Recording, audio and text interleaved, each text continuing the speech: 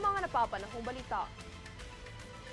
Nagbabala ang Land Transportation Franchising and Regulatory Board o LTFRB sa mga public utility vehicle patungkol sa pagbabawal ng overloading ng mga pasahero o ang anti-sardinas policy. Ayon sa ahensya, parehong traditional at modern jeepneys ay limitado sa 12 to 32 na pasahero. UV Express vans ay nasa 9 to 12 na pasahero at public utility bus na nasa 50 na pasahero lamang ang bilang ng mga pasahero na hindi dapat lalagpas sa allowable maximum na kapasidad ng mga naturang sasakyan.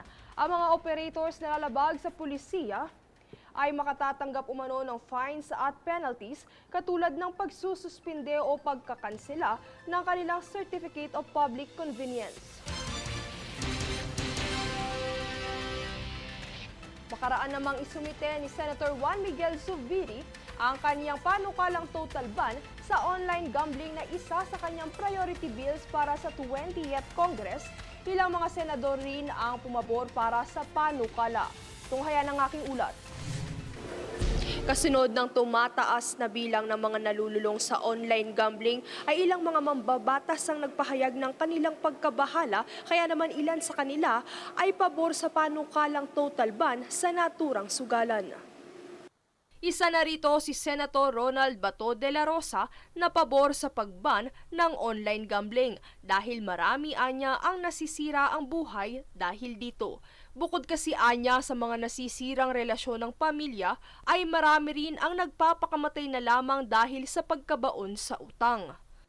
Kung magkakapera man ang gobyerno, ang revenues from online gambling is not enough to compensate the moral decay, the social cost of that it brings, yung online gambling. Hindi aya sapat ang strict regulation na siyang ipinapanukala ni Senator Sherwin Gatchalian dahil maraming mga Pilipino pa rin ang makakalusot at susugal sa underground operation dahil sa pagiging accessible nito online.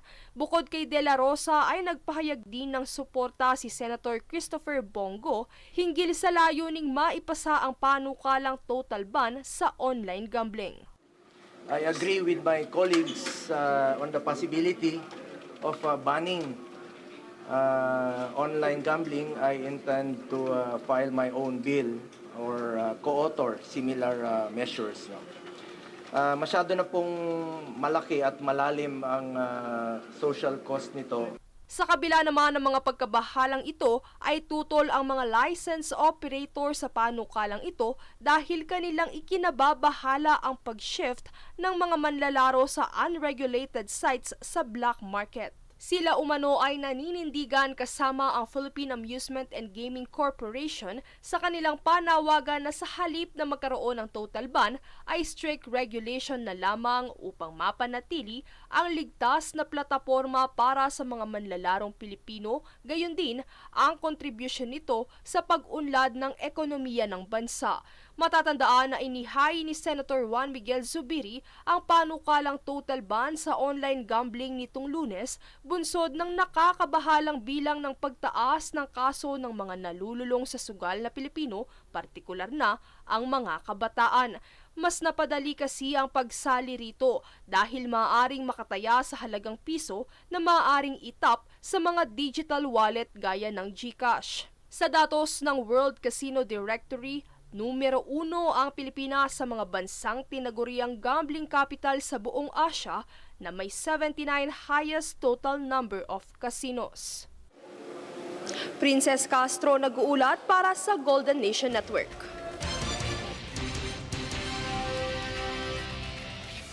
Samantala, wala dapat ikabahala sa umano'y delay sa impeachment proceedings laban kay Vice President Sara Duterte. Ito ay ayon kay Senator Ronald Bato de la Rosa nitong Miyerkules. Ito ay kaugnay ng kamakailang pagkabahalang pahayag ng Catholic Bishops' Conference of the Philippines hinggil sa pagkaantala ng Senado sa pagpapatupad ng kahilingan ng konstitusyon na masimula ng proseso ng impeachment. Batay naman sa umano'y impluwensya ng mga Duterte na ikinakatakot ng iba, walang dapat ikabahala ayon sa senador dahil bukod sa hindi na Pangulo si FPRRD, kaya daw ni Pangulong Marcos Jr. na pangalagaan ang seguridad ng Malacanang. Kaya tanong ni De La Rosa, Nababahala sila? Bakit sila nababahala? Ano ang kinabahala nila? Kinabahala nila na, na-delay. There's no cause for panic.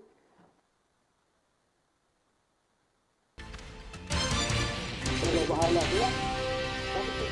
kami ang boses ng pagbabago. Ako si Princess Castro at ito ang News Force. Sa ulo ng mga balita, LTFRB nagbabala kontra overloading ng mga PUV o anti-sardinas policy. DepEd at DICT target ang full internet connectivity sa lahat ng public schools sa bansa ngayong taon. Ilang mambabatas pabor sa total ban ng online gambling. Karapatan ng barangay officials at BHW patuloy na isinusulong ni Senator Bongo. Trump nag-issue ng mas mataas na taripa sa 8 pang bansa. Patas at pantay na balita, komprehensibong ulat para sa pulso ng masa. Ito ang News Force.